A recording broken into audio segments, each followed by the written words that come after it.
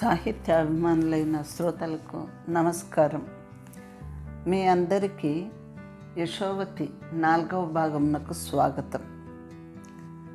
గత వారం కథనంలో చెప్పినట్టుగా యశోవతికి పుట్టింటి నుంచి సాగరిక అనే గొల్లవనిత వెన్నదుత్తను కానుకలను తేవడము చూశాం. ఆమె తన మరిదిని వెంట తీసుకుని వచ్చింది. అతడు రాజసౌధమునకు అనుమతి లేకుండా వచ్చాడని అతన్ని బంధించారు. తర్వాత సాగరికను బంధించారు రక్షకభట స్త్రీలు, ఆమె అంతఃపుర ఆచారములను పాటించలేదని. యశోవతి ఎంతగానో ప్రయత్నించింది, వారి ఆచూకీ కోసము దొరకలేదు. తర్వాత నీలగిరి అనే పరిచారిక ద్వారా అర్థం చేసుకుంది ఆ సాగరికను ఆమె వెంట వచ్చిన మర్దిని బంధించినారని తెలుసుకుంది. భర్తతో దామోదరునితో చెప్పగా దామోదరుడు అంతగా పట్టించుకోలేదు. ఉదయం చూద్దాంలే అన్నాడు. సరే, ఇంతవరకు జరిగింది కథ. ఈ చివరికి ఈ దామోదరుడు నిద్రించుటకు తన పడగదిలోకి పోగా అతడికి సుదర్శనాయుధం కనిపించింది. శ్రీకృష్ణుడి చేతిలో ఉన్న సుదర్శనాయుధం కనిపించింది.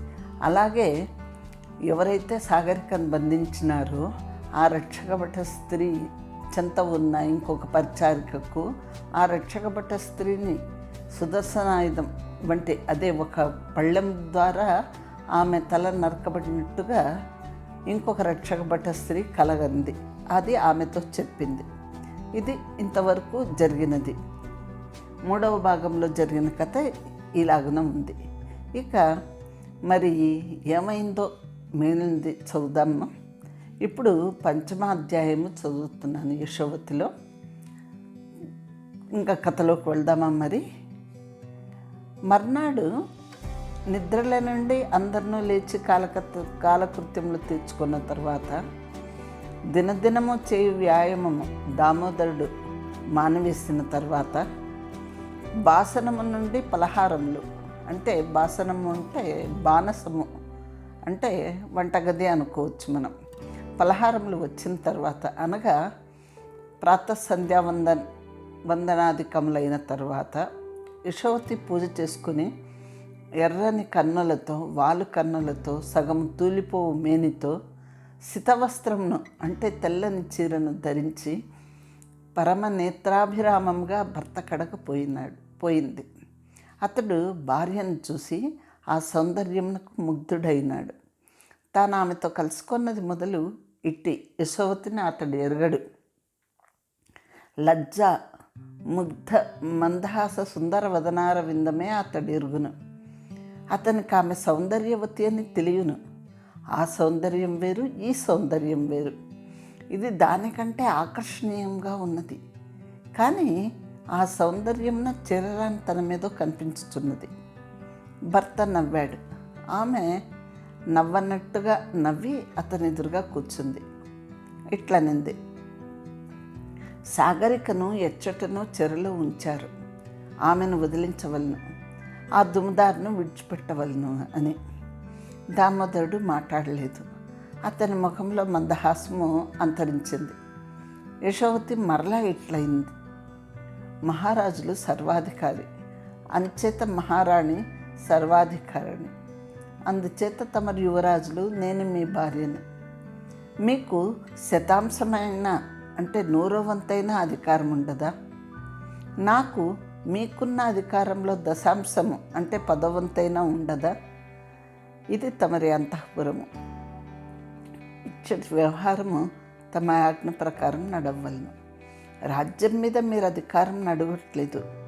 మీ అంతఃపురం నందు మీ అధికారము మీరు వాంఛించుచున్నారు. నేను యువరాజ్ఞినై తమరి భార్యనై నా అంతఃపుర పరిచారికల మీద అధికారం వాంఛించుచున్నాను. మీకు 20 ఏండ్లు వచ్చినవి. తండ్రి చాటు పిల్లవంతనం ఇంకా ఎన్నాళ్ళు? రేపు మహారాజు వానప్రస్థాశ్రమునకు పోయెదరు. మీరు సర్వరాజ్యంను వహించవలను. రాజకుమారులు రాజ్యపాలనా విషయంలో తండ్రి ఉన్నప్పుడే నిర్వంచో, తర్వాత ఇక్కట్టలు పాల్గొదురు, మంత్రుల చేతిలో కీలుబొమ్మలవుదురు. మరలా దామోదరుడు మాట్లాడలేదు. మరలా యశోవతి ఏమో ఏమో చెప్పాను. చివరికి ఆమె, నేను మహారాజు సౌదమ్మకు పోయి వారితో మనవి చేసుకుందను, మీ అనుజ్ఞ అయినచో వెళ్ళదను అనగా అతడు నవ్వుతూ అంగీకృతిగా తల ఊపాడు.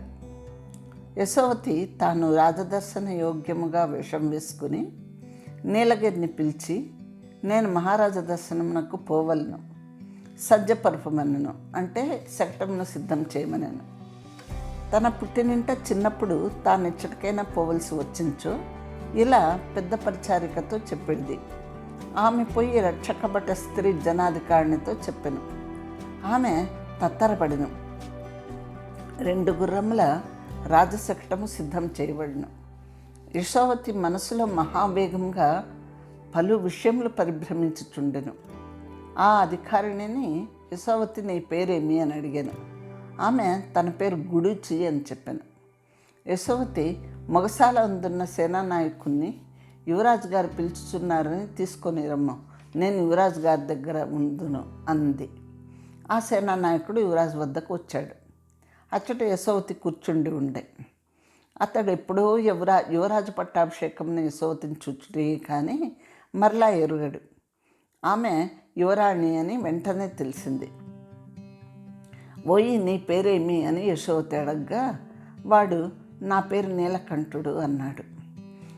నిన్న సాయంత్రమున నువ్వు ఒక చిన్న దుమదారిని నిర్బంధించినావు కదా అని ఆమె అడగ్గా చిత్తము అన్నాడు.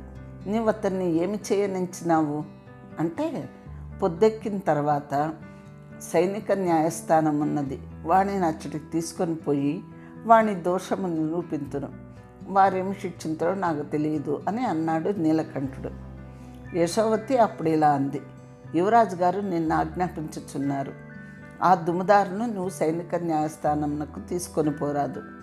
ఇందు మహారాజు గారి ఆజ్ఞ ఏదియో ముందు నిర్ణయించక మునుపు అతన్ని ఇచ్చటి నుంచి కదల్చరాదు. ఇవి యువరాజు సౌధములు, యువరాజు ఆజ్ఞ లేకుండా ఏమీ చేయుటకు వీలు లేదు అంది. వాడు తరతరలాడాడు. ఏం చెప్పాలనో తోచలేదు. పూర్వాజ్ఞలు అట్లు లేవు. ఈ 13-14 ఏండ్ల యువరాణి మాట్లాడుచుండగా అతడు బిత్తరపోయాడు. నీలకంఠుడు తల్లి అని పిలిచి ఏదో చెప్పబోయాడు. యశోవతి వాడిని చెప్పనివ్వలేదు. వాడు వెనక్కు ఒద్దుకుచూ వెళ్ళిపోయాడు. ఆమె అక్కడి నుంటే గుడుచిని పిలిపించింది. గుడుచి వచ్చింది. యువరాణి ఇలా అంది, నేను మహారాజు సౌదమ్మకు పోతున్నాను. సాగరిక నీ అధీనంలో ఉన్నది. ఎచ్చట ఉన్నదో నాకు తెలియదు, నేను కనుగొనగలను. నేను తిరిగి వచ్చే వరకు సాగరికకు ఏమైనా అయినచో నేనో నువ్వో. యశోవతి ఇట్లంచుండగా దామోదరుడు భార్య వంక చూశాడు. ఈమె యశోవతి కాదు, ఆకారం చేత యశోవతి, కన్నుల చేత కాదు, నిల్చున్న వైఖరి చేత కాదు. గుడిచి అక్కడి నుంచి వెళ్ళిపోయింది. యశోవతి భర్త పాదములకు నమస్కరించింది. దామోదరుడు తన భార్య పాదములకు నమస్కరించుట పూర్వం ఎరుగడు. అతనికంతా కొత్తగా ఉంది. యశోవతి రాజసౌధమునకు బయలుదేరింది. వెంటనే నీలగిరియు 2 విదేహ దేశ పరిచారికలను బయలుదేరి. బండి బయలుదేరినంతనే 10 మంది సైనికులు ముందు, 10 మంది సైనికులు వెనక నడవనారంభించిరి. యశోవతి అంతకుముందే తాను వచ్చిచుంటినని మహారాణికి వార్త పెట్టింది. మహారాణి భర్తకు తెలియజేసింది. కోడలు తమ సౌదమ్మకు వచ్చుట ఇదే మొదటిసారి. గోనందుడు ఎంతో ఉత్సాహపడిన. అట్టి ఊహ రాజవంశయోగ్యమైన ఊహ, రాజాచార సముచితమైన ఊహ, రాజాధికార సూచకమైన ఊహ. యశోవతి వచ్చినగా మహారాజు దంపతులు ఆశ్చర్యపడరు. వారు ఆమెను పసిపిల్లగా ఎరుగుదురు, విశిష్ట విషయ పరిజ్ఞాతగా ఎరుగుదురు, అందాల భరణిగా ఎరుగుదురు, యువరాజు ప్రేమ నెరుంగని సిగ్గుల భరణిగా ఎరుగుదురు. ఈ లక్షణములను ఎరుగరు. అందులో ఆమె ఒక్కతే వచ్చుచుండెను, యువరాజు వచ్చుచుండట్లేదు. మరియు పొద్దుటిపూట వచ్చుచుండెను. వారి అంతటి ఆనందంలో ఒక చిన్న సంశయం కూడా పొడమెను. యశోవతి వచ్చింది. అత్తామామల పాదములకు నమస్కారములు చేసి నిలబడింది. వారు లాలించినను కూర్చోలేదు. ఆమె ఇలా అంది, ఇప్పుడు నేను ఒక అభ్యర్థిని. మిథిల నుండి సాగరిక అన్న గోపకాంత వచ్చెను. ఆమె అచ్చట మా తండ్రి గారి కోష్టాధిపతి అయిన వినయంధరుని కుమార్తె. కాశ్మీర్ సైన్యంలో ఒక దుమ్దారు కళ్ళు, చిన్న ఉద్యోగి. అతని కుటుంబంనకు వినయంధరుని కుటుంబంనకు పూర్వ బాంధవ్యం కలదట. వీరి కుటుంబము 4-5 తరముల కిందట కాశ్మీరంకు వచ్చినదట. మరలా చుట్టరికంను కలుపుకుందామని సాగరిక చెల్లెలను మన సైన్యంలోని దుమ్దారునకు ఇచ్చింది. చెల్లెలు వెంట సాగరిక వచ్చును. ఆమె తన తండ్రి ఇచ్చిన వెన్నదుత్తను మహారాజులకిమ్మని నాకు ఇచ్చును. మా అమ్మగారు కూడా మీ రాజదంపతులకు కొన్ని కానుకలు పంపించిరి. వానిని తెచ్చి తిని మీరు స్వీకరింపవలేను అని నీలగిరి వంక చూడగా ఆమె వాటిని తెప్పించి రాజదంపతుల ముందు ఉంచెను. గోనందుడు నవ్వుచు, ఇదేనా అభ్యర్థన అని వియ్యప్రాలు పంపిన కానుకలను స్వీకరించి పక్కనున్న వారితో వెన్నదుత్తలోని సగం వెన్న ఒక బంగారు గిండిలో పెట్టించి మరలా కోడలికిచ్చి ఆమెను తీసుకొని పొమ్మన్నాడు. మహారాణి ఇలా అంది, కోడల, నీ మొగము ప్రసన్నంగా లేదు, నీ కన్నుల్లో అమాయకత లేదు, నువ్వు మాట్లాడే లక్షణములలో వినయం ఉన్నది, కానీ ఏదో ఒక కోపము తీవ్రత కలదు. ఇది నీ నిజమైన అభ్యర్థన కాదు, అదేదో చెప్పు అనగా యశోవతి ఇలా అంది, మహారాణి గారి సూక్ష్మ దృష్టిని తప్పించుకొనగలిగినంత గోపనం నా దగ్గర ఉన్నదా? నేను నా అత్తామామలను మహారాజా దంపతుల పాదములను స్పృశించి వినయంతో ఒక్కటి అభ్యర్థింపవచ్చి తిని. యువరాజు రాజ్యాంగములలోని ప్రకృతులలో నొకడు. రాజ్యపాలనంలో యువరాజునకు స్థానం ఉన్నది, కానీ ఆయన అంతఃపురంలో ఆయనకు అధికారం లేదు. అచ్చట సైనికులు రాజాజ్ఞను అనుసరింతురు. అచ్చట యువరాజ్ఞికి అధికారం లేదు. ఆమె పరిచారికలు మహారాజ్ఞి ఆజ్ఞలను పాలింతురు. ఇది మనం చేయుటకు వచ్చి తిని. రాజు రాణి ఒకరి ముఖంలో ఒకరు చూసుకున్నారు. రాణి ఇలా అంది, మీరు చిన్నపిల్లలు, అందుచేత ఇలా ఉంది. ఇప్పుడు ఏమైనా విశేషం జరిగినదా అని అడిగింది. యశోవతి ఇరుకునబడింది. చెప్పక తప్పక వచ్చింది. ఇలా అంది, ఆ సాగరిక నాతో మాట్లాడి వెళ్ళిపోయింది. ఆమె ఏమైనదో తెలియదు. ఆ దుమ్ముదారు ఉదయన్ గారి వెంట వచ్చాడట, వాడేమైనాడో తెలియదు అంది.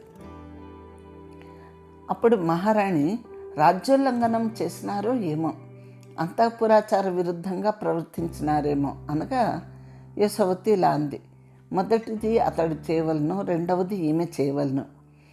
ఈమెకు ఇచ్చటి అంతఃపురాచారములు తెలియవు, మరియు తొల్లి ఈమె నాతోటి చనువు కలది. ఆమెకేం తెలియను, క్షంతవ్యురాలే కానీ శిక్షార్హురాలు కాదు. మరియు ఆమెకు భాష రాదు. నాకు కాశ్మీర భాష వచ్చుటకు సంవత్సరం పట్టింది.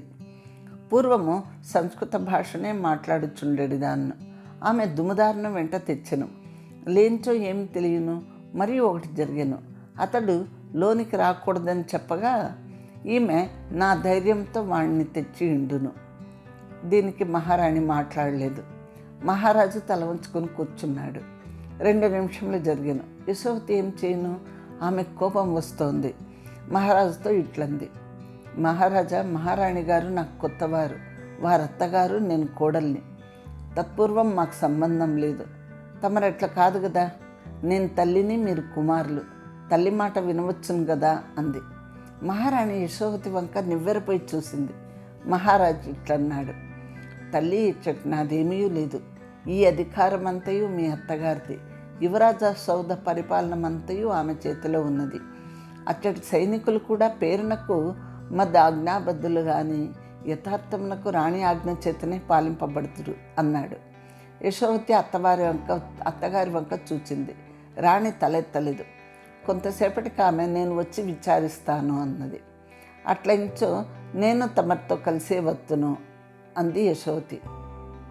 ఏమి, అచ్చట ప్రతిజ్ఞ చేసి వచ్చిత్వా అని మహారాణి అనింది. యశోవతి మనసులో ఇలా అనుకుంది, అబ్బో, ఈమె ప్రచండురాలు, ఆవలించనిచో పేవులు లెక్కబెట్టును, తాను కూడా సమానమైన నిశ్చయ బుద్ధి అవలంబించనిచో లాభం లేదు అనుకుంది. ఇలా అంది, ఇది నా పుట్టింటి వ్యవహారం, నా చిన్నప్పటి ఇష్టానిష్టముల వ్యవహారము. ఈ నా మధుర స్మృతులతో కూడుకున్నది. నేను పెరిగి రాజలక్షణములు తెచ్చుకున్నప్పుడు కానీ నేను ఇచ్చట కాఠిన్యం వహించలేను. స్త్రీకి కాపురంనకు కొత్తగా వచ్చినప్పుడు భర్త ఒక్కడే సర్వంగా నుండును. దినములు గడిచిన కొలది పుట్టింటి వారి మీద కూడా మరలా పొడుసూపును.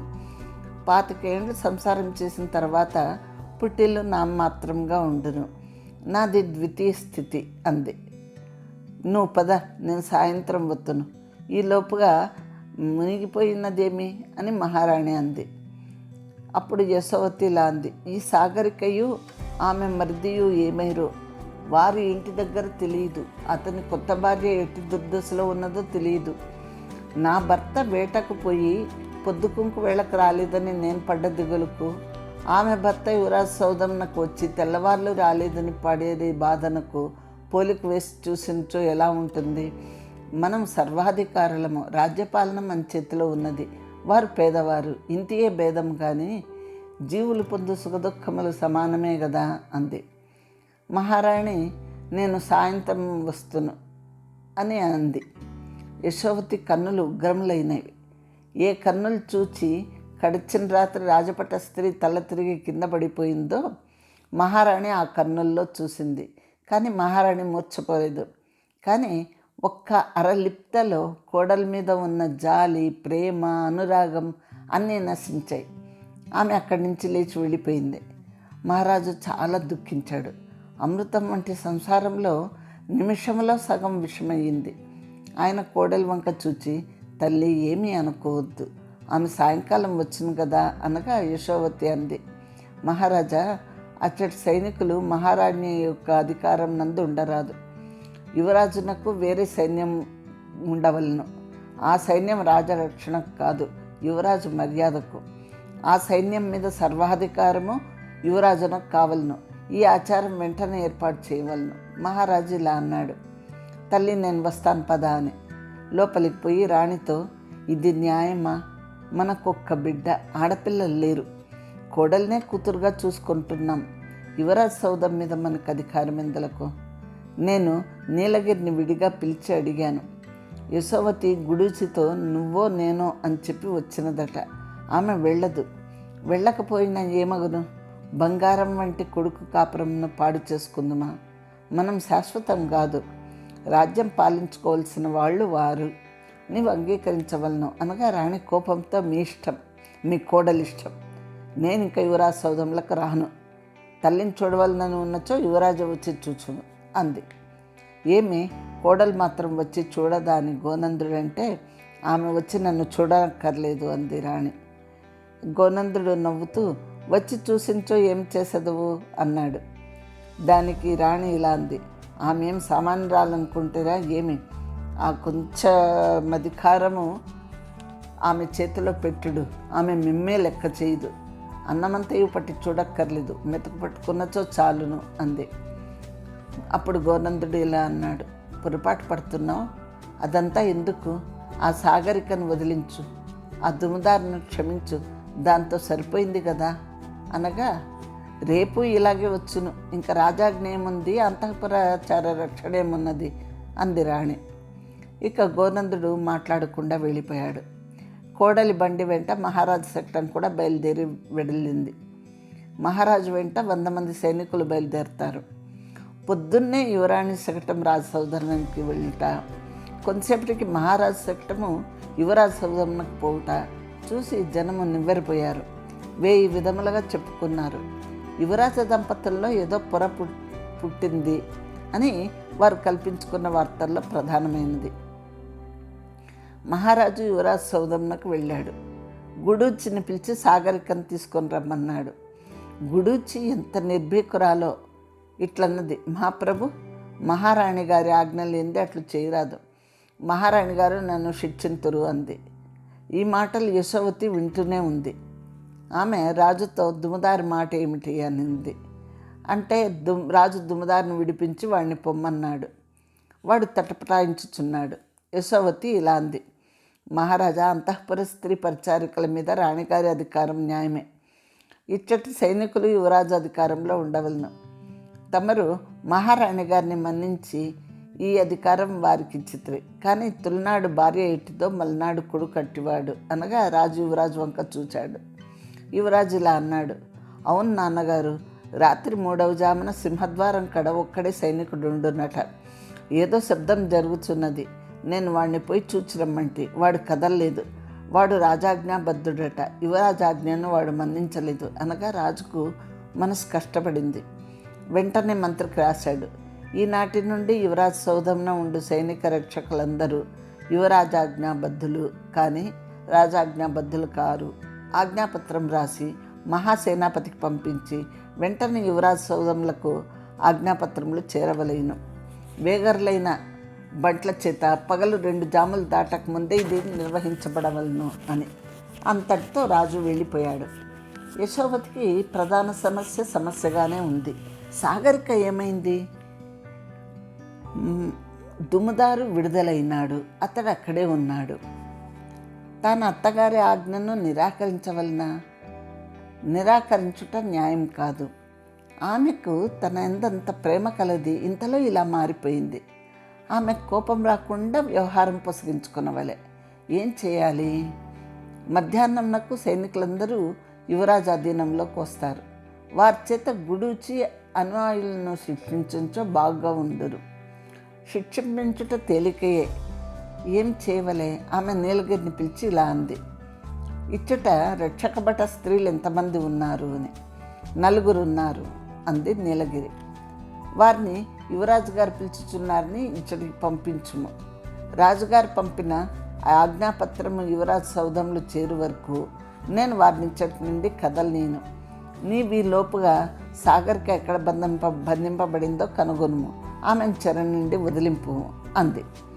నీలగిరి అంది, దానికి తాళం వేసి ఉండును. ఆ తాళపు చెవి నిత్యం గుడూచి వద్దనే ఉంటుంది అని. యశోవతి అడిగింది, తాళం బద్దలు కొట్టుటకు వీలు లేదా అని.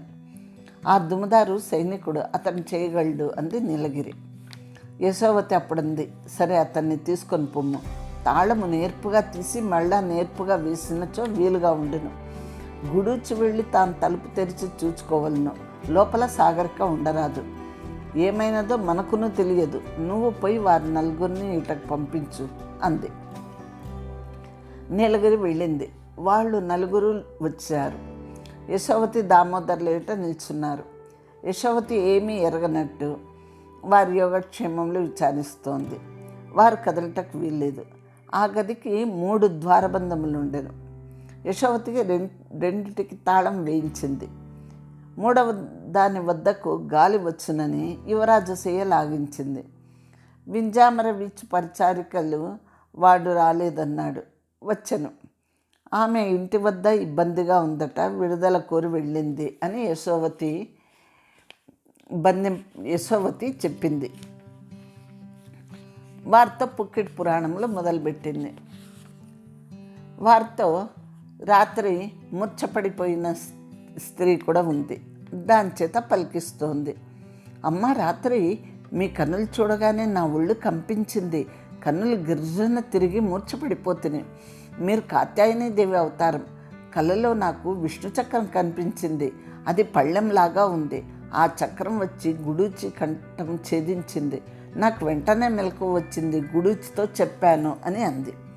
యశోవతి ఇలా అంది, రాత్రి నాకు కూడా చక్రం కనిపించింది. చిన్నదొరగారికి చక్రం కనిపించింది. మన 3కి ఒక్కసారే కనిపించింది. కాశ్మీరము పార్వతి, కాశ్మీర రాజు శివుడు. శివుడును విష్ణువును స్నేహితులు, బావమర్దులే. అంచేత శివుని త్రిశూలమును విష్ణువు, విష్ణువు యొక్క సుదర్శనము శివుడు సరదాగా తీసుకున్నారేమో అంది. ఇలాగే ఏదో యశోవతి వారితో మాట్లాడుతోంది. వారు ముళ్ళ మీద నిల్చున్నారు. పక్కకు పోటకు వీల్లేదు. దారిలో యువరాజు కూర్చున్నాడు. ఏమి చేయడానికి వీల్లేదు. వారికి చిన్నరాణి మహారాజు సౌధంలోకి పోయి ఏం చేసిందో తెలియదు. తామిచ్చట నిర్బంధం కానీ ఈ నిర్బంధం ఎందుకు పొందుతున్నారో తెలియదు. గుడూచి ఇలా అనుకుంది, సుదర్శన ఆయుధం తన మెడ నిరికింది. దీని అర్థమేమి? సామాన్యంగా స్వప్నంలో ఎవరు చనిపోయినట్టు వచ్చినో వారి మీద పీడ పోతుంది. తక్కిన వారు ఎవరో చచ్చిపోతారు అని చెప్తారు. తనకు మహారాణి ఉన్నది. ఆమె తనను రక్షించగలదు. కానీ మహారాజు ఎందుకు వచ్చాడు? ఏం జరిగింది? సాగరిక చెరలో ఉన్నదా లేదా? ఆమె తప్పించుకొని పోయిందా? ఎలా తప్పించుకొని పోగలదు? ఇలా అనుకుంటూ ఉండంగానే ఆజ్ఞాపత్రం వచ్చింది. అచ్చటి సైనికాధికారి ఆ పత్రములు తెచ్చి యువరాజు చేతిలో ఉంచాడు. యువరాజు సైనికులందరినీ ఒకచోట సమావేశపరచమని చెప్పాడు. యశోవతి ఆ పత్రంలో ఏమున్నదని యువరాజుని అడిగాడు. ఆయన పత్రము భార్య చేతికి ఇచ్చాడు. ఆమె బిగ్గరగా చదివింది. 4 రక్షకభట స్త్రీల గుండెల్లో రాళ్లు పడింది. ఈ చిన్నరాణి తామనుకున్నంత అమాయకురాలు కాదు, పెద్దరాణికి తక్కువదేమీ కాదు. యశోవతి తానిప్పుడే వస్తానని పోయి విడుదల పొందిన సాగరికను చూచి దుమ్ముదారును పిలిచి ఇద్దరిని జత చేసి చిన్నరాణి యొక్క ఆజ్ఞ అని చెప్పి నీలగిరితో వారిని యువరాజు సౌధ ప్రదేశంలో దాటించరమ్మని పంపించింది. యువరాజు సౌధం నందు 100 మంది సైనికులు ఉన్నారు. అందరూ సమావేశపరపబడ్డారు. యువరాజును యువరాణియు పోయి సైన్యంను పరిశీలించారు. యువరాజు ఏమీ మాట్లాడలేదు. యశోవతి ఇలా అంది, మహారాజు గారి ఆజ్ఞ ప్రకారము మీరు ఈనాటి నుండి యువరాజు గారి సైన్యం. జీతములు బత్తెములు మీరు ఇచ్చట్నే పుచ్చుకొనవలేను. యువరాజు గారు లేనప్పుడు మీరు యువరాణి యొక్క ఆజ్ఞలు పాలింపవలేను. యువరాజు గారు నాకు ఈ అధికారము సింగిరి. మీరు అస్మదాజ్ఞా నిర్వాహకులుగా ఉండవలను. మొదటిది భగవద్భక్తి, రెండవది రాజభక్తి. ఇంకొక విధంగా సూచించో రాజభక్తి మొదటిది, రెండవది భగవద్భక్తి. ఎవడు తన ధర్మంను నిర్వర్తించునో వానికి బహుమానములు లభించును, వానికి పై ఉద్యోగం లభించును. గడిచిన రాత్రి 3వ జామున మొగసాల వద్ద ఉన్న రక్షకుడైన సైనికుడు యువరాజు గారు కదలమన్నచో కదలలేదు. కదలరాదని రాజుగారి ఆజ్ఞ. రాజునకు యువరాజునకు భేదమేమి? రాజునకును ఆజ్ఞకును భేదం ఉండునా? మూర్ఖులను వివేకం లేని వారిను రాజాధికారులుగా ఉండరాదు. ఓరి నీ వచ్చటి నుండి కదలవలదు అని నేను చెప్పి తిని. తర్వాత యువరాజు గారు వచ్చిద్రి. ఓరి ఆ పని చేసుకోరమ్మని వారు ఆజ్ఞయిస్తారు. యువరాణి చెప్పిందని కదలరా? నిన్ను కదలవలదన్నది దేనికి? ఎవరైనా వచ్చినచో రానేకుండుటకు. అచ్చటి యువరాజు గారు ఉండ్రి. పక్కన సవ్వడి జరుగుతోంది. ఆ సవ్వడి ఏదో చూసి రమ్మని యువరాజు గారు అక్కడ నిలబడి చెప్పుచుండగా కదలని వాడు సైనికుడుగా ఉండుటకు అనర్హుడు. వాణిని ఈసారి క్షమించితిమి. మీరు యువరాజు భక్తి పూర్వులై ఉండురు అని యశోవతి వారందరికీ కానుకలిప్పించింది. వారు బ్రహ్మానందపడ్రి. మన అదృష్టం కొలది ఈ దొరసాని దొరికింది, రాణి అనగా ఇట్లుండవలేను అనుకుండ్రి. గుడిచి వెళ్ళిన తోడనే చెరసాల తలుపు తీసి చూసింది. లోపల సాగరిక లేదు. తాళంగా ఉంది. ఏం చేయాలి? ఆమె ఒక ఊహ చేసింది. చిన్నరాణి తాను ఎరగను అన్నట్టే నలుగురు కూడా ఎరగమందురు. ఆమెను చెరలోనే పెట్టలేదందురు. ఆమె వదిలించినచో రాణిగారి ఆజ్ఞ ఉల్లంఘించినట్లగునని నలుగురు కూడబలుక్కున్నారు. ఆ సాయంకాలంన యశోవతి అత్తగారి వద్దకు పోయి పాదాభివందనం చేసి ఇట్లంది, మహారాణి గారు నన్ను క్షమించవలేను. నేను మీ బిడ్డను. ఆ సాగరిక బంధింపబడలేదట.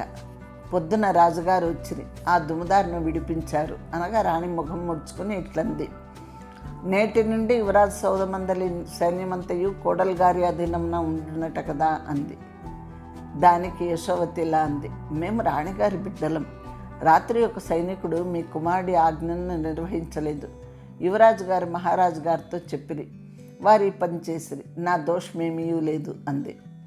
రాణులు పోయి సైన్యంతో మాట్లాడటం మేము మెరగము అని రాణి అనగా యశోవతి అంది, ఆ మూర్ఖులకు రాజునకు యువరాజునకు భేదం తెలియదు, యువరాజునకు యువరాణికి భేదం తెలియనా అని. ఇంకా నీ అంతఃపుర వ్యవహారం అంతా నీదే, నాది కాదు. పిదపకాలం వచ్చింది. కలి ప్రవేశించుటకు ఇంకా 75 సంవత్సరములున్నది. పిల్లలు పెద్దవాండ్ర మాట విందురా అని మహారాణి అంటే, వినరో తమకే తెలియగలదు అంది యశోవతి. నువ్వు వినక్కర్లేదు అని రాణి అంటే, మీరు వద్దన్నా వింటాను, సెలవు తీసుకుంటున్నాను అని చెప్పింది. నిక్షేపంగా వెళ్ళు అని రాణి అంది. రాణి కోడలతో వైరమే పూనింది. తర్వాత 10 దినములకు జరాసంధుని వద్ద నుండి వార్త వచ్చింది. కృష్ణుడు అన్న కుర్రవాడు, రేపల్లెలో పెరిగినవాడు, రాముడు అన్న తన అన్నతో కలిసి మధురా నగరంకు పోయి కంసుని వధించినట. కంసుని తండ్రి ఉగ్రసేనుని రాజుని చేసినట. మధుర మనకిప్పుడు విరోధ రాజ్యమైనది. కాశ్మీర, చేది, గిరివ్రజ సేనలు మధురను పోయి ముట్టడించి నాశనం చేయవలేను, వెంటనే సైన్యములతో రావలసినది అని. కాశ్మీరంలో ఎప్పుడూనూ దండెత్తిపోయే సేనలు ప్రత్యేకంగా ఉంటాయి. గోనందుడు వానితో బయలుదేరాడు. కొడుకునకు చెప్పాడు, కోడలతో చెప్పాడు. యశోవతి ఇలా అంది, మామగారు, మనం వట్టి శాక్తేయులం, గిరివ్రజము వామాచారం, మీకును వారికి సంబంధమేమి? చుట్టరికమందురా మనకు గాంధార రాజులతో లేదా?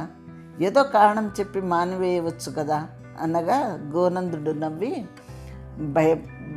భయం లేదమ్మా, నేను తొందరలోనే వస్తాను అని వెళ్ళాడు. నెలనాళ్లకు వార్త వచ్చింది. గోనందుడును మధురాపురేశ్వరుడైన యాదవుడును యుద్ధం చేయుచుండగా యాదవరాజు గోనందును సంహరించనని. నెల్లాళ్ళు కాశ్మీర రాజ్యము దుఃఖ నిమగ్నమై ఉంది. తర్వాత దామోదరునకు పట్టాభిషేకం జరిగింది. ఇక రెండవ భాగంలో కథ ప్రవేశించింది. ఇది 6వ అధ్యాయం, నవలలో 6వ అధ్యాయం. దామోదరుడు రాజ్యంలోకి వచ్చిన తర్వాత 30 ఏండ్లు గడిచాయి. దామోదరుని తల్లి రాజమాత అప్పుడు చనిపోయింది. ఈ 30 ఏండ్లు యశోవతి పెద్దరాణి అన్న పేరే కానీ సర్వాంతఃపురం మీద అధికారము రాజమాతదే. తొలితటి దినములలో సుమారు 2 ఏండ్లు రాజమాత యశోవతి యందు వైముఖ్యంగానే ఉంది. ఏ పని వచ్చినను యశోవతి అత్తగారికి చెబుతూనే ఉంది. ఆమె అనుమతి లేకుండా చేయనేలేదు. ఆమె బిగిసి కూర్చున్నచో ఆ పని చేయకుండా నెలల తరబడి అలాగే ఉండిపోయేది. ఒకసారి విదేహ నగరంలందు పెద్ద ఉత్సవం జరుగుతోంది. యశోవతిని రమ్మన్రి. దామోదరుడు వెళ్ళు అన్నాడు. యశోవతి అత్తగారి అనుమతి కోసం ప్రతీక్షించింది. ఆమె అనుజ్ఞ రాలేదు. యశోవతి వెళ్ళలేదు. ఒకప్పుడు యశోవతి ఇలా ఆలోచించింది, తను 2-3 ఏండ్లు రాజధాని యందు లేకుంటే సహజంగా తన అత్తగారికి అధికారం అవలంబించక తప్పదని, తాను వచ్చిన తర్వాత అది అలవాటగునని యశోవతి అనుకుని తాను తీర్థయాత్రలకు బయలుదేరింది. దానికి కూడా అత్తగారి అనుమతి కావాలి. నువ్వు ఒక్కదానివే పోరాదు, భర్తతో కలిసిపోవాలని రాజమాత చెప్పింది. యశోవతి దామోదరులు కాశీ ఋషికేశులు చూచిరి. దామోదరుడు ఒక్కడే ఇంటికి వచ్చాడు. కోడలు దక్షిణ దేశం నక్కెగి శ్రీశైలము, ద్రాక్షారామము, కాళహస్తి, రామేశ్వరము చూసి వస్తానంది అని చెప్పాడు. ఆమె ఏడాది గడిచిన తర్వాత కానీ రాలేదు. ఆమె వస్తూ అత్తగారికి బోల్డన్ని కానుకలు తెచ్చింది. ఈ లోపుగా అంతఃపుర పరిపాలనము రాజమాతయే చేస్తోంది. రాజమాతకు మనసులో ఒక అభిప్రాయం ఏర్పడింది. తన కోడలు పరమ యోగ్యురాలు. పూర్వం ఎప్పుడో తనకు నచ్చిన, తనకు ప్రియమైన ఒక గొల్లపడితిని గుడుచి నిర్బంధించినందులకు యశోవతి కష్టపడుట న్యాయమే అనిపించింది. మరియు యశోవతి అందేదో మహత్తు కలదు. ఆమె మనసు కష్టపడితే ఊరికే పోదు. తాను ఆమె మనసు కష్టపెట్టింది. 2 నెలలు తిరక్క ముందే తన భర్త చనిపోయాడు. ఆయన వీరస్వర్గం అవలంబించిన మాట నిజమే, కానీ తాను విధవరాలయ్యింది. తనకిట్టి ఆపద రావాలని యశోవతి వాంఛించదు. దైవం ఆమె పక్షంన ఉండి ఇట్లా చేశాడు. రాజమాత తర్వాత ఆనాడు కొడుకునకు కనిపించిన సుదర్శనాయుధము, రాజభట స్త్రీ చూచిన గుడూచి శిరచ్ఛేదము మొదలైన వార్తలు వింది. కోడలు తపస్విని, ఆమెకు కోపం రారాదు. ఆమె ఇంతటి వినయవంతురాలు. ఆమె తన కోడలబిట ఒక అదృష్టము. తన కొడుకు రాజైన తర్వాత రాజమాతకు యశోవతి యందు సంపూర్ణమైన సౌఖ్యం కలుగుటకు 3 ఏండ్లు పట్టింది. అప్పటి నుంచి జాగ్రత్తగానే ఉన్నారు. తర్వాత 30 ఏండ్లలో ఎన్నో మార్పులు దేశం నందు జరిగింది. మధురా నగరంన తన తండ్రి గోనందుడు చనిపోవట దామోదరునకు దుఃఖదాయకమైంది. అంతవరకు బాలకృష్ణుడు, వాణి లీలలు, కాళీయ మర్దనము, 16,000 గోపికలు మొదలైన కథలన్నీ యశోవతి యొక్క బాల్య విశ్వాసములుగా, అవివేకంగా, స్త్రీల యొక్క పల్చని బుద్ధి లక్షణంగా దామోదరుడు భావించాడు. నిజంగా కృష్ణుడు అనేవాడు ఉన్నాడన్నమాట. వాణికి ఒక అన్నగారా? వాడెవడు? వాని పేరు రాముడా? పూర్వం 2 రాములు కలరు. ఒకడు భార్గవరాముడు, 2వ వాడు దశరథ రాముడు. వీడు 3వ రాముడు. మొదటివాడు బ్రాహ్మణుడు, 2వ వాడు క్షత్రియుడు. వీడు గొల్లవాడు. ఒకరికన్నా ఒకరు అధికులా ఏమి?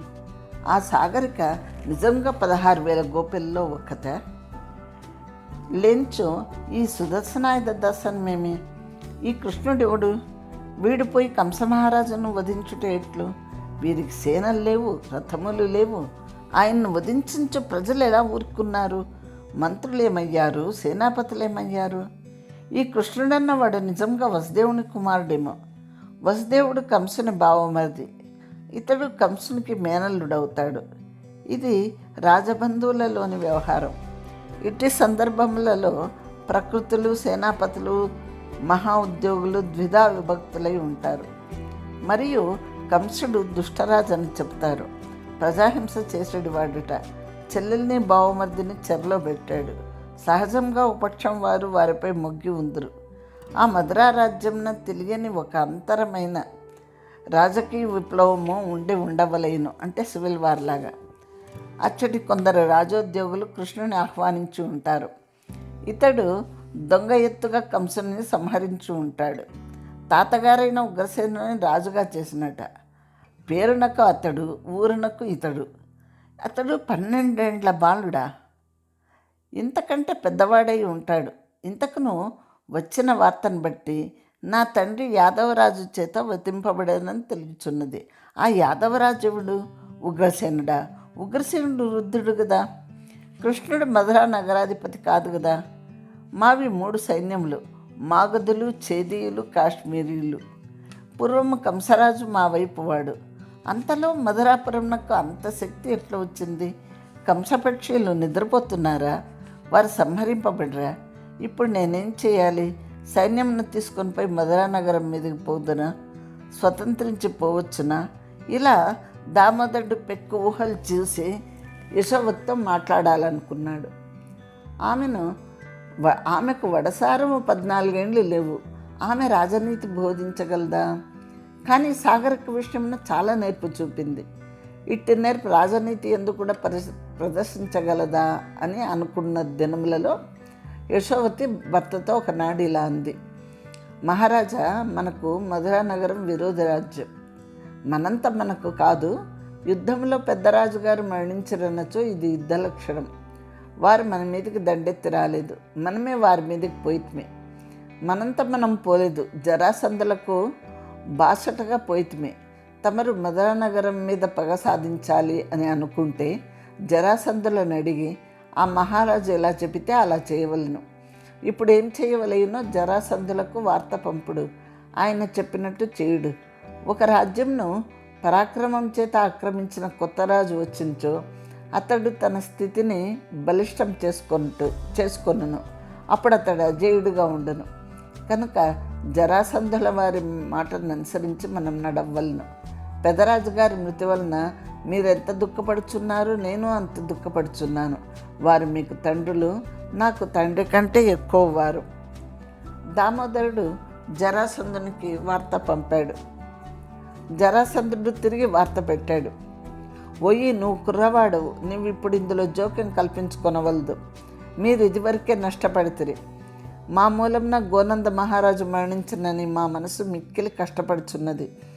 నిన్ను మేము తండ్రి లేని పిల్లవాణిని చేసితిమి. నీ పగ మేమే సాధించి పెట్టేదము. మాకు ఆ శక్తి ఉంది. నీ పగ తీర్చినట్టు నీకు ఆ వార్త పంపిస్తాము అని జరాసంధుడి నుంచి వచ్చిన వార్త విన్నాక దామోదరునికి మన దుఃఖం ఉపశమించింది.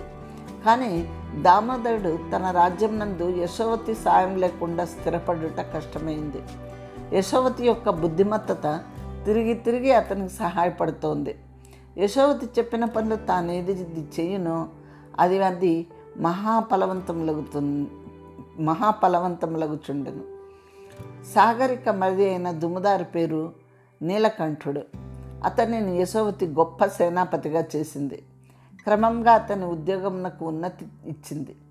నీలకంఠుడు సేనా నిర్వహణమున కంటే పరరాజ్యములకు పోయి వార్తా సంగ్రహణం చేయుటయందు బుద్ధి కౌశల్యము ఎక్కువగా ప్రకటించుచుండెను. కొందరు పెద్ద సైనికోద్యోగులు. సేనలను నడిపించుటకు కానీ వ్యూహంలో పన్నుటకు కానీ వారి పని కాదు. వారు ఇతర కార్యములు చేయుచుందరు. ఇతడు పేరునకు మహాసేనాధిపతి. చేసేడి పని పరదేశంలోకి పోయి వార్తా సంగ్రహణం చేయుట. నీలకంఠనకు ఈ పని మిక్కిలి ఇష్టమయ్యను. పారావతి పుట్టినింట ఉండుటకే ఎక్కువ ఇష్టపడాను. ఆమె అత్తింట ఇమడలేదు. నీలకంఠనకు ఆమె అన్నచో ప్రాణప్రదమాయను. అతడు యశోవతి దయా ప్రభావమున ఈ ఉద్యోగం సంపాదించను. పారావతిని మిథిలా నగరంలోనే ఉంచెను. అతడు గిరివ్రజం పోవును, మధురా నగరం ఎగును, హస్తినాపురం సందర్శించును, పలు రాజధానులకు పోవును. అతడు గూఢాచారిగాడు, వార్తా సంగ్రహణాధికారి. అతనిని ఎవ్వరినూ నిర్బంధించరు. ఇట్టి అధికారులు సర్వరాజ్యముల యందు ఉందురు. వారు భిన్న రాజ్యముల యందు జరిగే వర్తమానములను గ్రహించి తమ దేశ ప్రజలకు అందిస్తారు.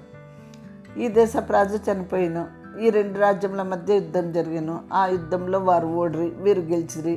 ఇట్టి లోకవార్తలు గ్రహించుటయే వారి పని. నీలకంఠుడు పరదేశంలోకి పోవును, తిరిగి వచ్చి మిథిలా నగరంలో కొన్నాళ్ళు నుండును. తమ రాజుగారికి చెప్పవలసిన విశేషములున్నచో కాశ్మీరంలోకి పోవును, వార్తలన్నింటినీ చెప్పును, తల్లిదండ్రులను చూచును, మరలా ఉద్యోగంలోకి పోవును. అతనికి ఇంత సుఖమైన ఉద్యోగం వచ్చింది. ఇట్లుండగా దామోదరుడు తండ్రి దుఃఖము ఉపశమింపజేసుకున్నాడు. తల్లియు భార్యయు మళ్ళా కలుసుకొని యథాపూర్వకంగా ఉండుట చేత అతనికి మనశ్శాంతి ఏర్పడింది. కానీ దామోదరునికి ఒక్కటే మనశ్శల్యం, అంటే ముళ్ళులా కుచ్చుకుంటోంది. గాలిలో ఉన్న కృష్ణుడు, వట్టి కల్పన అనుకున్న కృష్ణుడు, పసిపిల్లలు చెప్పుకొనడి కథల్లో తొలిసారి దర్శనమిచ్చిన కృష్ణుడు, మూర్తి కట్టి మధురానగరంను వశం చేసుకుని తన తండ్రి యొక్క మరణంనకు హేతువయ్యను అనుకొనుట అతని హృదయాంతరంన పెకలింపరాని శస్త్రచికిత్సను వాంఛించడి విరిగిపోయిన బాణపు చివరి తునక వలె ఉండిపోయింది. అది అప్పుడప్పుడు కలక వేస్తుంది. అట్లా కలక వేయటకు కారణం యశోవతి అగుట మరీ బాధగా ఉంది. యశోవతి తనకు అనుకూలవతి, తన్ను ప్రాణంతో సమానంగా చూచును. రాజకార్య ధురంధర, గడ్డు సమయంలందు ఇలా చేయమని చెప్పగలదు. ఆమె వలన తాను పొందేది దాంపత్య సుఖం నిరవధికంగా ఉంది. ఆమె శృంగార రస పట్టభద్ర, సౌందర్య పయోనిధి, యవ్వనం యొక్క పెన్నిదానము అన్నీ ఉండి ఆమె జపపరాయణ. తనకెప్పుడూ కష్టం కలగకున్న వేళలు చూచి ఆమె జపం నందు కూర్చుండును. ఇప్పుడు నన్ను భర్త వాంఛింపడు, ఇప్పుడు భర్తకు నేను చేయవలసిన సాయం లేదు అనే వేళలు తాను నిర్ణయించుకున్నాను.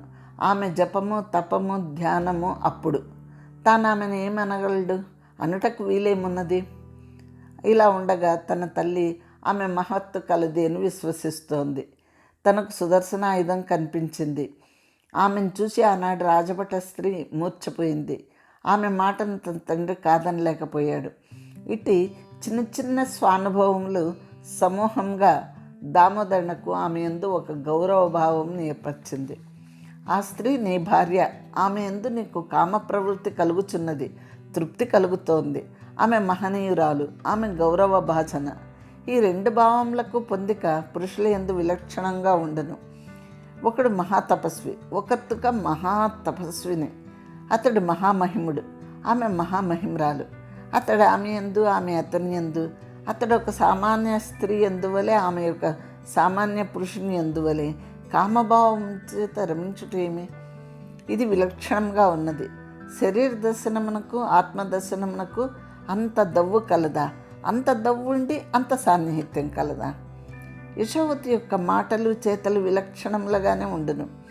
సూక్ష్మంగా పరామర్శించో బహు విషయములు ఆమె అనుకున్నట్టుగానే జరుగుతున్నాయి. ఆమె చెప్పినట్టుగానే సంయోగపడుతోంది. యాదృచ్ఛికంగా అలా జరిగినట్టు కనిపిస్తోంది. నిజంగా అవి యాదృచ్ఛ సంపన్నమైనదా? లేకుంటే వెనక ఒక అగోచరమైన శక్తి, ఒక తేజ ప్రవాహ సంతతి వాటినట్ల పొసగిస్తోందా? తాను పలుసార్లు కృష్ణుని యశోవతి ముందు నిందించాడు. ఆమె నవ్వుతూ ఊరుకుంది. ఒకసారి ఆమె ఇలా అంది, మీరు మహారాజులు, ఆయన రాజు కాడు. కులం చేత క్షత్రియుడైనా రాజ్యార్హత లేని క్షత్రియ కుటుంబంలో పుట్టినవాడు. మీరు భర్తలు, నేను భార్యను. నేను ఒకవేళ మీకంటే దైవచింతన అధికంగా చేసేదాన్నైనా కానీ ఏం ఫలితము? నేను భార్యనే, మీరు భర్తలే. అట్లు సుక్షేత్రుడై రాజ్యాధికారం గల ఓ పురుషుడు రాజు. అతడు రాజే. కృష్ణుడు ఎలా అవుతాడు? రాజున్నాడు, మంత్రి ఉన్నాడు. మంత్రి మహామేధాశాలి. లోకం నందందరూ వాని మేధాశక్తిని గురించి చెప్పుకుంటారు. అంచేత రాజు కంటే గొప్పవాడు అనరే. రాజు యొక్క గొప్పతనం వేరే, మంత్రి యొక్క గొప్పతనం వేరు. మీ వంటి మూర్ధాభిషిక్తులైన మహారాజులు చాతుర్వర్ణ్యంను పాలింతుడు. భగవంతుడు చాతుర్వర్ణ్యంను నిర్మించను. ఈ ఇద్దరిలో ఎవరు గొప్ప? నిజానికి ఎవరు గొప్ప వారిదే. కానీ నన్ను అడిగినచో నిర్మాత కంటే ప్రచారి అధికుడు. చదివేడివాడు లేడు. వేదములుండి ఏం ప్రయోజనం? ప్రళయకాలం నందు కూడా వేదములుండునట. అనుచ్చరితములై శబ్దించని ఆకాశం నందు నిగూఢములై ఉండునట. ఏమి లాభం? మీరు జన్మించారు, నేను జన్మించాను. మనమిద్దరము మన తల్లిదండ్రుల గర్భంలో ఎందు పడకముందు ఉన్నామనుట వట్టి ఊహలోని విషయం, తార్కికమైన పొసగింపు. కానీ నేడు వ్యావహారికంగా ఉన్నాం. ఈ భేదం ఉంది. కృష్ణుని తోడి మత్సరము మీకెందులకు? మీరు ప్రభువులు. రాజ్యం మూల ఎవరో నిన్ను నిందించును. వాడు నిందిస్తున్నాడని మనకు తెలియదు. మీ ప్రభుత్వము సర్వజనుల హృదయాంతరాళంలో నెలకొని ఉన్నది. కాశ్మీర దేశ ప్రజల మనోనిష్టమై ఉన్నది. ఒక కుకిబికి మనసువాడు పరోక్షమన మేము నిందించుచు ప్రజల్లో అభివ్యాప్తమై ఉన్న మీ అందరి రాజభక్తి వాడిని దండించును. వాడు దండింపబడేనన్న విషయం కూడా మనకు తెలియదు. ఈ సృష్టిలోని రహస్యములు ఇంత నిగూఢంగా ఉంటాయి అనగా దామోదరుడు. యశోవతి, నువ్వు 1000 చెప్పు, 1,00,000 చెప్పు. అతడు నా తండ్రి యొక్క మరణంకు కారణం. నా రాచపుట్టక వాడిని మన్నించదు. నువ్వు వేదాంతం చెప్పదు. నువ్వు వేదాంతం గడ్డలో పుట్టితివి. నాకది నచ్చదని కాదు, మనసు బెసికిన చోట పొసగదు, అచ్చట ఎదురు తిరుగును. నీలకంఠుడు మరి వార్తలు తెచ్చాను, నువ్వు వినలేదేమో. అతడు హస్తినాపురం నందుండి కొన్ని వార్తలు తెచ్చాడు. మధురా నగరం నుండి కొన్ని వార్తలు తెచ్చాడు. గిరివ్రజపురం నుండి కొన్ని వార్తలు తెచ్చాడు. ఏ వార్త తెచ్చినో చిత్రంగా అన్నింటి వెనక అతడు రాజుగాడు, అతనితో మనకెందుకు అన్న కృష్ణుని చుట్టూ తిరుగుచున్నట్టుగా ఉన్నవి. హస్తినాపుర రాజ్యమున వృద్ధవీరుడున్నాడు, భీష్ముడు. ఆయన మూలంన హస్తినాపురం అజేయంగా ఉండును. జరాసంధుడు కూడా హస్తినతో విరోధించలేదు. హస్తినకు గిరివ్రజమునకు స్నేహము లేదు, విరోధము లేదు. ఈ రాజవంశముల సంబంధములు రాజ్యములలో మార్పులు తెచ్చును. నువ్వు విదేహ రాజద్దుహితవు. నిన్ను నాకిచ్చిరి. సామాన్యంగా మా రాజ్యమునకు మీ తండ్రి గారి రాజ్యమునకు స్నేహముండును. మగధ కాశ్మీరములకు స్నేహము, మీ రాజవంశములకు చుట్టరికం. అట్లు మధురా నగరమునకు హస్తినకు చుట్టరికం కలదు. ఆ నీలకంఠుడు చెప్పిన దాని ప్రకారము హస్తినలో ఒట్టి గగ్గోలుగా ఉన్నది. అంటే నేను అన్నీ విన్నాను అంది యశోవతి. దామోదరుడు అప్పుడు ఇలా అన్నాడు, అది కాదు, పాండురాజు భార్య కుంతి. ఆమె యాదవ వంశరాజు ఆడబిడ్డ. ఈ కృష్ణునకు వేలు విడిచిన మేనత్తయో 2 వేలు విడవలను. ఆ పాండవులు రాజసూయ యాగం చేసిరట. శిశుపాలుడు మా పక్షం వాడు. ఆ కృష్ణునకు మేనత్త కొడుకు. ఆ సభల ముందు ఎవరికి గౌరవం జరగవలనన్న పట్టింపులు బయలుదేరి ఆ కృష్ణుడు పళ్ళెం విసిరినట. అది శిశుపాలుని కంఠము ఛేదించినట. భీష్ముడు మహాయోధుడు, వృద్ధుడు. ఆయన ప్రకాశితి సర్వరాజవంశంలో ఎందుకు కలదు. ఆయన ఈ కృష్ణుని భగవంతుడు అన్నట. పళ్ళెం విసిరెను, శిశుపాలుని కంఠము తెగను అనగా నాకు 30 ఏండ్ల కిందటి మాట జ్ఞాపకం వస్తోంది. నీకు మీ పుట్టింటి నుంచి తెచ్చిన స్త్రీ పేరేమీ నేను మర్చిపోయాను. అంటే ఆమె పేరు సాగరిక అంది యశోవతి. ఆమె ఇప్పుడు రుద్రాలయి ఉండవలను అని దామోదరుడు అంటే యశోవతి అంది, అవును, గుడూచి పెట్టిన చెరసాల్లో మరణించలేదు కనుక అని. దామోదరుడు అప్పుడు ఇలా అన్నాడు, నీతో ఇదొక ఇబ్బంది. ఎప్పటివో జ్ఞాపకం ఉంచుకుంటావు, ఆ విషయంలో ప్రతీకారం ఊహించుకుంటావో ఏమో. ఆ గుడిచి ఎక్కడ ఉంది అంటే మన అంతఃపురం నందే ఉంది అంది యశోవతి. అతడు విసిరిన పళ్ళెము కంఠం తెంచినది అనగా నాకు ఆనాటి సంగతి జ్ఞాపకం వచ్చింది అన్నట్టుగా గుడిచి కంఠం తెగిపోలేదు సుమా అని దామోదరుడు అనగా యశోవతి ఇలా అంది, ఇది ఎంత అది ఎంత దాని బతుకు ఎంత, గుడిచి కంఠంనకు శిశుపాలుని కంఠంనకు ఎంత భేదం ఉన్నది. ఇది ఒక పరిచారిక యొక్క సన్నని కంఠము, అది మూర్ధాభిషిక్తుడై పొంగిన భుజంలా అనుకుని ఉన్న నిత్య వ్యాయామం చేత కఠినమై చిట్టుబోధ వలె ఉన్న కంఠం. అట్టి కంఠంను శిశుపాలుడు రక్షించుకొనవలను, గుడూచి ఏం రక్షించుకోగలదు, దీనికి రక్షణ తక్కువ, మరియు అత్తగారి అందలి మర్యాద చేత నేను ఆమెను ఏమీ చేయలేదు అంది. దామోదరుడు అన్నాడు, ఆమె న్యాయంగా చేసిను, నువ్వేం చేయగలవు అంటే యశోవతి అంది, ఆమె న్యాయంగా చేయలేదు, ఒక దోషం జరిగింది, ఆ దోషంను న్యాయాధిపతి ముందు ఉంచవలను లేదా రాజుతో చెప్పవలను, రాజు కింద అధికారి తానంతటి తాను శిక్షింపవచ్చునా, గుడిచి ఈ దోషం చేసింది అంది. మరి నువ్వెందులకు శిక్షించలేదు అని దామోదరుడు అంటే, అధికారం నాది కాదు అత్తగారిది, మహారాణి ఆమె అంది యశోవతి. తర్వాత నువ్వు మహారాణివైతివి అని దామోదరుడు అంటే, మహారాజా నేను మహారాణినై 4 ఏళ్ళైనా కాలేదు, ఇంతవరకు నేను మీ అమ్మగారి మర్యాదనే పాటించి తిని ఆమె దయనే అర్థించి తిని, మామగారు నాకు చేసిన మహోపకారంకు 30 ఏండ్లు మీ తల్లి యందు కృతజ్ఞతను నిలుపుచూ పాటించి తిని అంది యశోవతి. 4 ఏండ్ల నుండి నువ్వే మహారాణివైతివి, గుడిచి నీ వశంనందున్నది కదా అని దామోదరుడు అనగా, ఆమె వృద్ధురాలైంది, ఆమెను ఏం శిక్షిస్తాను అంది యశోవతి.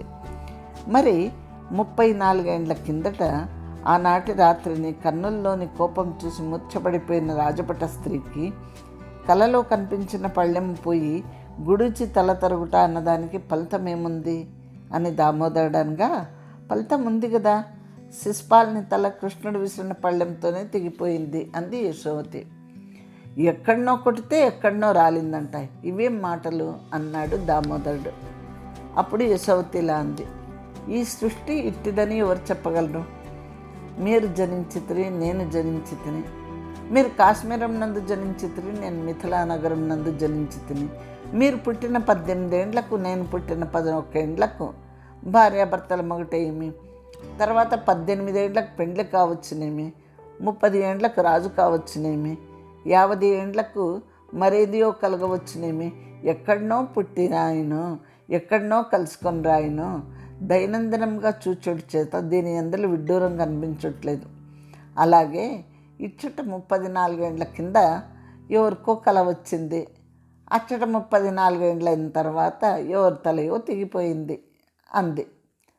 ఆ కృష్ణుడు భగవంతుడందువా అని దామోదరుడు అంటే, యశోవతి ఇలా అంది, మహావీరుడైన భీష్ముడు అన్నాడు అంటారు కదా, ఈ భారతదేశంలో ఎన్ని రాజ్యములు గలవు, అందులో మనది ఒక రాజ్యము, అన్ని రాజ్యములకు చాలా రాజులు రాణులు ఉండిరి, నేను ఒక రాణిని, ఆ కృష్ణుడు భగవంతుడని నేనంటే మాత్రం ఏం ప్రయోజనం, కాదంటే ఏం ప్రయోజనం.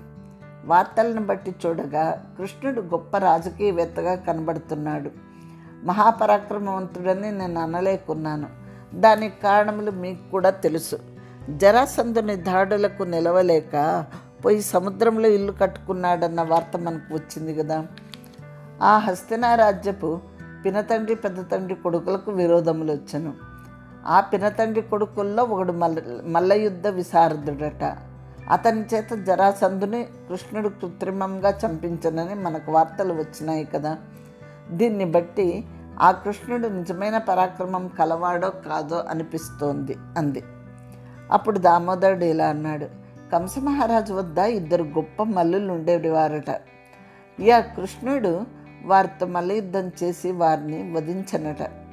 అంత చిన్నప్పుడే అంతటి మల్లయుద్ధ విశారదుడైనచో ఇంత పెద్దవాడే జరాసంధంతో తానే మల్లయుద్ధం చేయవచ్చును కదా. ఆ భీముని, అతని పేరు భీముడులే, అతన్ని పంపించుట ఎందులకు? నేను అతని కథలు 10-12 25 కథలు విన్నాను. అన్నింటిలో ఏదో ఒక మోసం, ఒక చాటుదనం, ఒక కైతవం కనిపిస్తోంది. కలికాలం వస్తోంది కదా, అది సమీపించిన కొలది ఇటు కార్యములు ఎక్కువ మిక్కిలగునేమో. కలి ఇంకెన్నాళ్ళకు ప్రవేశించును? సుమారు 52 ఏండ్లు ఉన్నది. ద్వాపర యుగాంతము కావస్తున్నది. ఈ 52 ఏం జరుగునో ఏం చెప్పగలం? ఈ కృష్ణుడు సృష్టిలో కలిని పొసగించుటకు పుట్టినాడేమో. అట్టివాడు భగవంతుడు అని చెప్పుట ఎట్లు? దానికి యశోవతంది, అట్లే భగవంతుడు కాలస్వరూపుడు, కాలం యొక్క స్వరూపమే యుగములు అంది. దామోదరుడు అప్పుడు అన్నాడు, వాదము విలక్షణమైనది. వాదం వలన సారాంశం ఎప్పుడూ తేలదు. పోని, నువ్వు నేటి నుండి మరలా నియమంలో అవలంబింతువు కాబోలు. నేను గాంధార రాజ్యంకు పోలేను కదా. 10-15 దినములు అచ్చట ఉండి వస్తాను. నువ్వు రాత్రులందు జపంనందు ఉంటావు, పగటి వేళల యందు రాజకార్యంలో చూస్తూ ఉండు. నాకు ఒకటే దిగులు, మా అమ్మగారు తన వాంఛితం నెరవేరట చూడకుండా చనిపోయింది అని అన్నాడు. దానికి యశోవతి ఇలా అంది, మహారాజా, ఏది ఎలా జరగవలనో అది అలా జరుగుతుంది. నాకిప్పుడు 48 ఏండ్లు, మీకు 56 కలికాలం రాలేదు చెప్పిద్రి కదా. మరి 50 ఏండ్లకు గడిచిన కానీ రాదని. ఇప్పటికీ పురుషాయుర్దాయము 120 ఏండ్లు దాటి వరకు ఉండుచున్నది. పురుషునకు 80 ఏళ్ళు దాటినా కానీ వార్ధక్యం వచ్చుట్లేదు. స్త్రీలకు కూడా అంత వయసు రావలేను. మన జాతకంలో మనకు పురుష సంతానం కలదు. మనకు కలిగిన బిడ్డ కాశ్మీర రాజ్యము 60 ఏండ్లు పాలించునని కార్తాంతికులు చెప్పుచున్నారు. వయసు మిగిలిన తర్వాత పుట్టిన బిడ్డ తల్లిదండ్రుల ఆయుష్ను దాటి భవిష్యత్తులో పెక్కేండ్లు జీవించుట ఒక అదృష్టం. స్త్రీ పురుషులకు చిన్నతనం నందే సంతానం కలుగును. తండ్రికి కొడుకునకును వారెడ్లో 20 ఏండ్లు. తండ్రి కొడుకులు ఇద్దరినూ 100 ఏండ్లే బతికినచో తండ్రి చనిపోయిన తర్వాత కొడుకు 20 ఏండ్లకే చనిపోవును. అట్లు కాక తండ్రి కొడుకులు ఇద్దరినూ 100 ఏండ్లు బతుకుదురు. తండ్రికి 80 ఏట కొడుకు పుట్టెను. ఆ కొడుకు తండ్రి చనిపోయిన తర్వాత 80 ఏండ్లు బతుకును. ఈ లాభం ఉన్నది కదా. తండ్రి కొడుకులు రాజులైనచో ఆ వంశం రాజ్యాధికారం నందుండుట తన తర్వాత చాలా కాలం జరుగునన్న తృప్తి ఆ తండ్రికి ఉంటుంది కదా. మనకు ఆలస్యంగా సంతానం కలుగునున్న మనకు ఇది లాభము అంది యశోవతి. నువ్వు వాదింతువు, విలక్షణంగా హేతుకల్పనం చేయదు. ఇది నీ నేర్పు. అట్లే కాని మా మేనమామకు కలగ కూతురు పుట్టింది. నువ్వు అన్నట్లు ఆయనకి ఇప్పుడు 80వ ఏడు. ఆ కూతురు 40 ఏండ్ల కింద పుట్టరాదా? నేను పెండ్లాడిందినే అన్నాడు దామోదరుడు. అప్పుడు యశోవతంది, మీరు రాజులు కదా, ఇప్పుడైనా చేసుకొని రాదా అన్నది. దామోదరుడు అప్పుడు ఇలా అన్నాడు, నాకు ఇప్పుడు వయసు ఎంత? 52 ఏండ్లు. దానికి వయసు వచ్చినప్పటికీ ఎన్ని ఏండ్లు పట్టును? 13 ఏండ్లు అనుకుందాం. నాకు అప్పటికి సుమారు 60 ఏండ్లు వచ్చును. నడి వయసు దాటను. అది నన్ను ప్రేమించదేమో అన్నాడు. ప్రేమించునేమో అని యశోవతి అంటే, నీకు కోపం వచ్చినేమో అని దామోదరుడు అన్నాడు. వస్తే వచ్చింది. మొదటి భార్యకు కోపం వచ్చినని మరి ఒక భార్యను రాజులు స్వీకరించరా? ఆ కృష్ణునకు 80 భార్యలట అంది యశోవతి. మరి నీ 16,000 లెక్క ఏమైంది అని దామోదరుడు అంటే, వారందరూ ఈనాటికి వృద్ధులై ఉందరు అంది యశోవతి. దామోదరుడు అన్నాడు, నేను అట్టివాడని కాను, నేను ఏకపత్ని వ్రతుడని. ఈ జన్మకు నాకు యశోవతియే భార్య అంది. యశోవతి అంది, మేనమామ కూతురు రేపు మేము వరించో ఏం చేస్తారు అని. స్వయంవరం నాడా నేను ఆమెను వరించను సరిగదా. మరి ఒక వయసు మీరినవాడు దాని వంక కన్నెత్తి చూచుటకు కూడా నేను అంగీకరించను. అట్టివాడు ఒకడున్నచో వాడిని సంహరింతును. ఏమంటావు అన్నాడు దామోదరుడు. నాకేమి నష్టం, నేను నా భర్త హృదయంలో భద్రంగా ఉంటుంది అంది యశోవతి. సరే, ఈనాటికి ఇక్కడితో నేను ఆపు చేస్తున్నాను. ఈనాడు మనము చూసాం, అతడు గాంధార రాజ్యంకు వెళ్ళి తన మేనమామ కూతుర్ని చూసి రావటానికి వెళ్తూ ఉన్నాడు. యశోవతి ఇక్కడ తన జపము తపముతో పాటు రాజకార్యాలను కూడా పర్యవేక్షిస్తోంది. మరి ఆ మేనమామ కూతురు కథ ఏమిటో వచ్చే వారము నెక్స్ట్ ఎపిసోడ్లో చూద్దాం. సరేనా? మరి అంతవరకు సెలవు. మళ్ళీ మిమ్మల్ని యశోవతి 5వ భాగంలో కలుస్తాను. పోతే నా కథనం మీకు నచ్చినట్టయితే లైక్ చేయండి, సబ్స్క్రైబ్ చేయండి, ఫ్రెండ్స్తో షేర్ చేసుకోండి. మీ అభిప్రాయాలు నాకు తెలుపుతూ ఉండండి. నన్ను ప్రోత్సహించండి. సరేనా? ఉంటాను మరి. మళ్ళీ మీకు యశోవతి 5వ భాగంతో కలుస్తాను. అంతవరకు సెలవు. ఓకేనా? Bye bye.